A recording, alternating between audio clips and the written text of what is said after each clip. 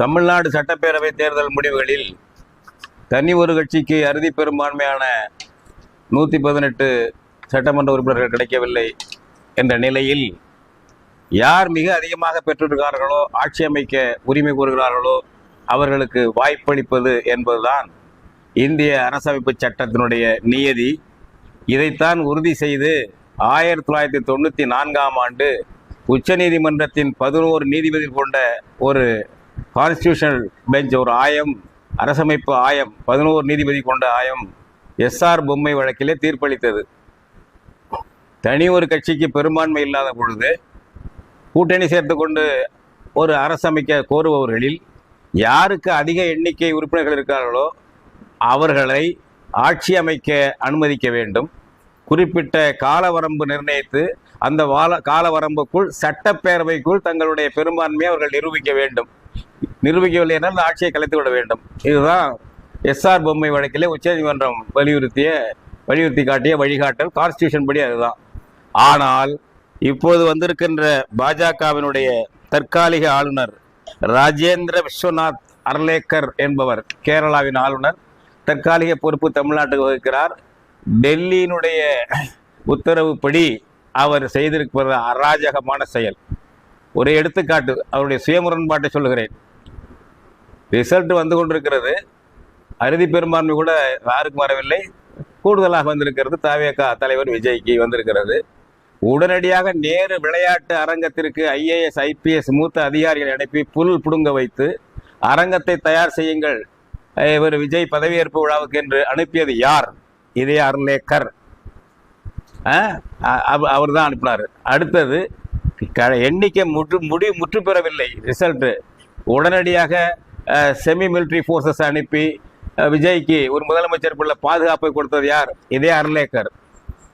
இப்பொழுது எப்படி இதெல்லாம் வாபஸ் வாங்கினாரு? அவர் கோராத நிலையிலே தினம் கொடுத்தாரு.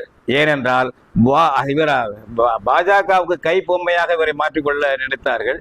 அவர் இல்லாமல் காங்கிரஸ் வந்து அதில் சேர்ந்துருச்சு. உடனே தீட்டு வந்துருச்சு.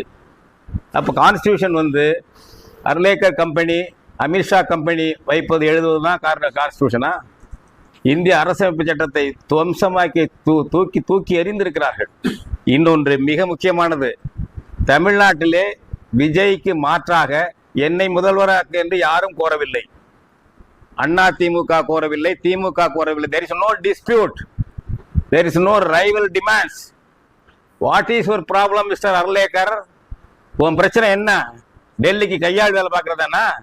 இங்க யாரும் கோர்றாங்களா எனக்கு கூட விஜய் கொடுக்காத, எனக்கு பெரும்பான்மை இருக்குன்னு? அவர் தான் கேட்கிறார். கேட்க நியாயம் இருக்கிறது. 108 தொகுதியில் வெற்றி பெற்றிருக்காரு. எனவே இது முழுக்க ஜனநாயக விரோதமானது மட்டுமல்ல, தமிழ்நாட்டை வந்து கைப்பொம்மை அடமானம் எடுத்துக்கொள்ளக்கூடிய ஒரு செயல். கட்சி வேறுபாடின்றி அனைவரும் இதை கண்டிக்க வேண்டும். தமிழ் தேசிய பேரியக்கம் இந்த தேர்தலில் நாம் தமிழர் கட்சியைத்தான் ஆதரித்து வாக்கு கேட்டது. இப்பொழுதும் ஆதரிக்கிறதில் மாற்று கருத்து இல்லை. ஒருபோதும் நாங்கள் காங்கிரஸை ஆதரித்ததே கிடையாது. ஆனால் தமிழர்களுடைய உரிமையை பறித்து டெல்லியினுடைய பாஜகவுடைய RSS உடைய ஆரியத்துவாவின் கைப்பொம்மையாக இதை மாற்ற வேண்டும் என்று நினைக்கும் பொழுது ஒட்டுமொத்த தமிழர்களும் கட்சி வேறுபாடின்றி இதை கண்டிக்க வேண்டும். பெரும்பான்மை உள்ள விஜயை ஆதரவு அனுமதி. நீ உன் வீட்டில் வந்து ஆளுநர் மாளிகையெல்லாம் மெஜாரிட்டி கேட்கக்கூடாது. சட்டமன்றத்தில் அனுமதிக்க வேண்டும். அந்த காலவரம்புக்குள் அவரால் நிரூபிக்க முடியவில்லை என்றால் அடுத்த நடவடிக்கை எடு. இதுதான் தமிழ் தேசிய பேரியக்கத்தின் கோரிக்கை. மத்திய அரசு வந்து PMC நிதியை வந்து நிரூபிக்கணும்னா நீங்க வந்து அந்த கையெழுத்து போடுங்க அப்படின்னு சொல்லி ஒரு சட்டத்தை அனுப்பிச்சிருக்காங்க. யாருக்கு? தமிழக அரசு அனுப்பிச்சிருக்காங்க. அமைச்சர் செயலாளருக்கு அனுப்பிச்சிருக்காங்க. PMCல வந்து அந்த ஃபண்ட் வந்து கையெழுத்து போடுங்க. யார் இப்ப கையெழுத்து போடுவாரு? விஜய் கையெழுத்து போடுறதுமா? யார கையெழுத்து போடுறதுங்கிற? ஸ்டாலின் இருந்தார், நேற்று வரைக்கும் இருந்தாரு. அவரு கையெழுத்து போடுறதா? பதவியா இருக்காத விஜய் கையெழுத்து போடுறதா? யாரு போடுறது? எப்படி நினைக்கிறாங்க பாருங்க. அரசியல் சட்டம்லாம் கிடையாதுங்க பாஜகவுக்கு, RSSக்கு. தான் நினைச்சபடி. இப்ப அடுத்தது இதை வந்து தமிழ்நாட்டை 3ஆ பிரிச்சுட்டு போறான். 3 யூனியன் பிரதேசமா பிரிக்காத திட்டம் அவங்களுக்கு, பாஜகவுக்கு. அடுத்து அதை செஞ்சுட்டு போவாங்க. எனவே ஒட்டுமொத்த தமிழர்களும் இதை கண்டன குரல். தமிழர் தாயகத்தை பாதுகாக்கிற குரல் விஜய்க்கு மட்டுமல்ல, தமிழர் தாயகத்தை, தமிழர் தாய்மொழியை, தமிழருடைய ஜனநாயக உரிமையை பாதுகாக்கக்கூடிய ஒரு பிரச்சனை என்ற வகையில் எல்லாரும் குரல் கொடுக்க வேண்டும், கட்சி வேறுபாடின்றி. தமிழ்நாடு சட்டப்பேரவை தேர்தல் முடிவுகளில் தனி ஒரு கட்சிக்கு அறுதி பெரும்பான்மையான 118 சட்டமன்ற உறுப்பினர்கள் கிடைக்கவில்லை என்ற நிலையில் யார் மிக அதிகமாக பெற்றிருக்கிறார்களோ, ஆட்சி அமைக்க உரிமை கோருகிறார்களோ அவர்களுக்கு வாய்ப்பளிப்பது என்பதுதான் இந்திய அரசமைப்பு சட்டத்தினுடைய நியதி.